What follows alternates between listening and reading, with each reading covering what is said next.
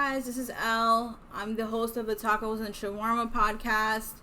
I am currently traveling Asia, so I will be doing reaction videos for now until I get back to doing interviews. I saw this clip with Myron talking about women manipulating society. I don't fucking know. We're gonna watch it together because I'd rather give like a real reaction than like watch it first and then react to it again the second, you know what I'm saying? So we're gonna watch it together. So let's play it. Streams of income, and we need to be able to make as much money as possible. That's why I will never date a guy who works in like corporate. What is your 100K salary cap gonna do for me? The max you'll ever be able to get to is like what, 150? Yeah, no, we're good. I need you in a career that is going to make us money. I am a lover of luxury. I like expensive things. I like expensive vacations. So will you, if you're my man. So we need a career that can support that. Number 4, whenever we travel, he's got to be flying his business. I'm sorry, we're not staying in economy together. It's just not happening. Again, this is where the lack of salary cap is really gonna help. And number 5, he's gotta have a really nice watch. I'm not really impressed when I hear somebody has a Rolex anymore because those can be really cheap. I would much prefer if you had an AP or a Patek and maybe multiple of them. The Rolex can be your day watch and it still better be 50K plus. Okay, so let's go through this again now that you guys heard everything, right? Now, obviously people are saying here, oh, she's rage baiting or some other shit. All right, so let's go through this. Right, let's play this from the beginning. Diabolical things I want in a man. Number 1, height. My man's gotta be above 6'2". My last 2 boyfriends were 6'3". Both of them. And they were jacked. Okay, when she says that, I want a guy that's at least 6'2". Now, a lot of people said that this girl's rage baiting. What you guys gotta understand is that though she is rage baiting, there is a significant air of truth to what she's saying, all right? So what she's really saying is he's gotta be over 6 feet tall. And they looked really good. How am I supposed to downgrade from that? So, unfortunately, my next man will have to be 6'2" and up. Number 2, you can't have a gut. I need you built. I need you fit and going to the gym multiple times a week. I'm sorry, like... Now, here's the thing. Anybody that's a bodybuilder here, you guys know what I'm about to say here. Going to the gym and building a really good physique, it doesn't really get you as many women as you guys think, okay? So, when you're going to the gym and you're training your body and you got like an elite level physique, the only people that are going to be fucking interested in that a lot of times are dudes. Pause. Okay? Once you get past like the Abercrombie and Fitch model type look where, you know, you have some visible abs, some muscle, basic muscle development, that's the sweet spot that women actually want. But a lot of guys think they need to be 20 to 30 pounds heavier than what women actually find attractive. And then on top of that, guys, right, a lot of women meet guys that are in good shape like this and they'll be intimidated. So they won't want to necessarily maybe have a long-term relationship with this guy. Right? He might be like a fun one-night stand or whatever because he's attractive. But these types of men, for relationship purposes, scare a lot of normie chicks off. And this girl's clearly a normie, as you guys can see. I'm just not gonna date a fat guy. If I can be in the gym 5 days a week and be fit and care about how I look, you can do it. Number 3, he cannot have a salary cap. Whatever career he's in, he needs to have multiple streams of income and we need to be able to make as much money as possible. That's why I will never date a guy who works in like corporate. What is your 100K salary cap gonna do for me? The max you'll ever be able to Okay, so when she says this, what she really means is she still wants a 6-figure earner.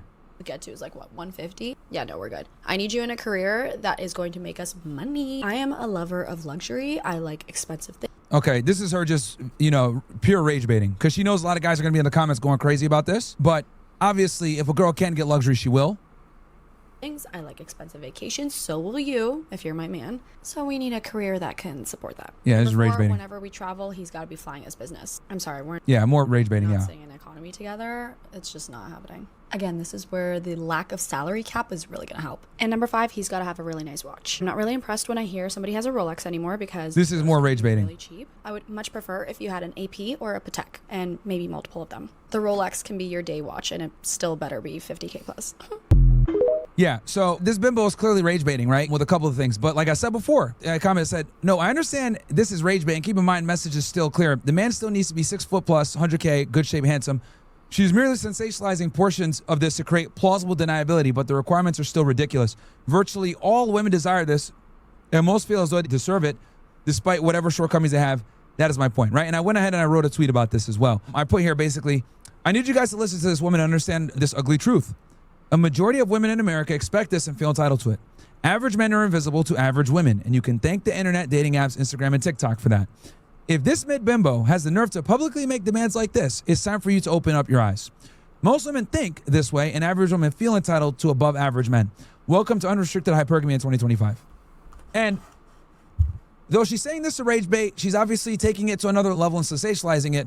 The crux of the problem is the same. Women in reality, a majority of them are still chasing a minority of the men. Okay?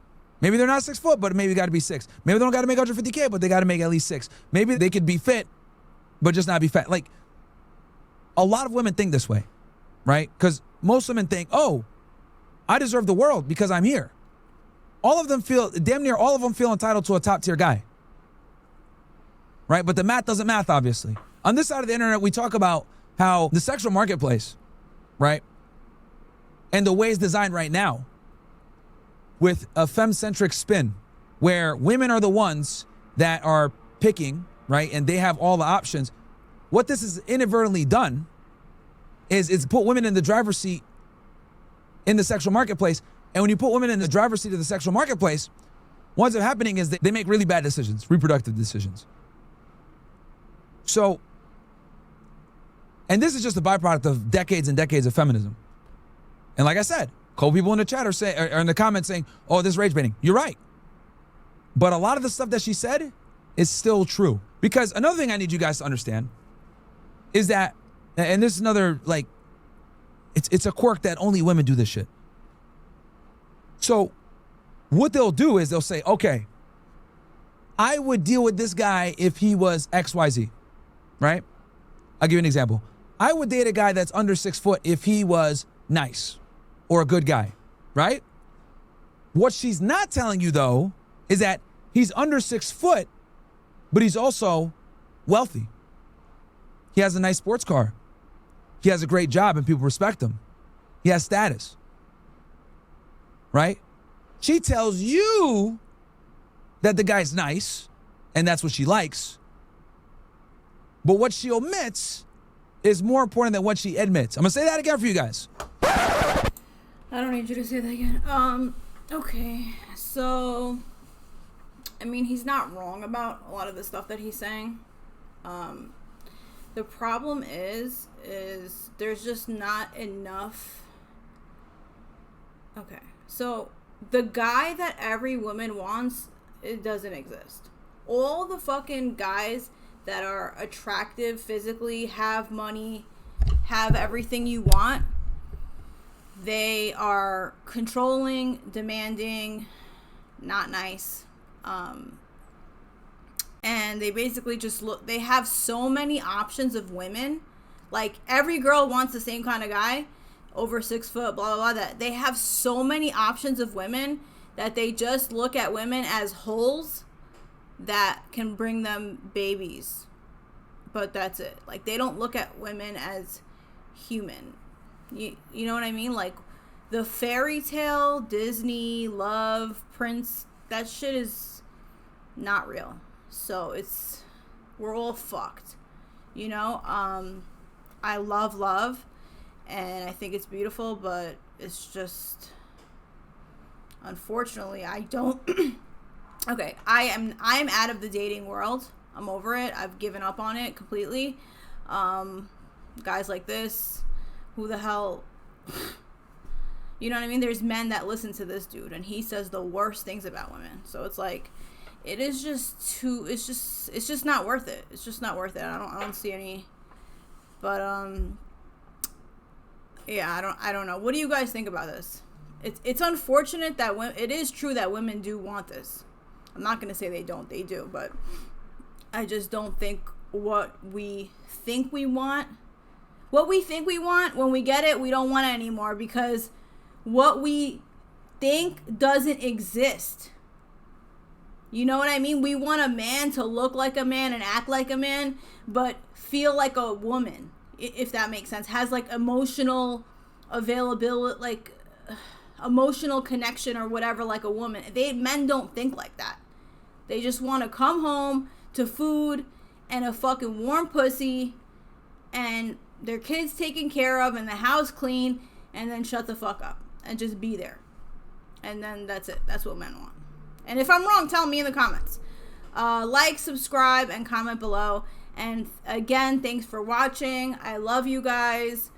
And yeah, see you next week. Well, tomorrow or whatever. I'm posting every day. Talk to you soon.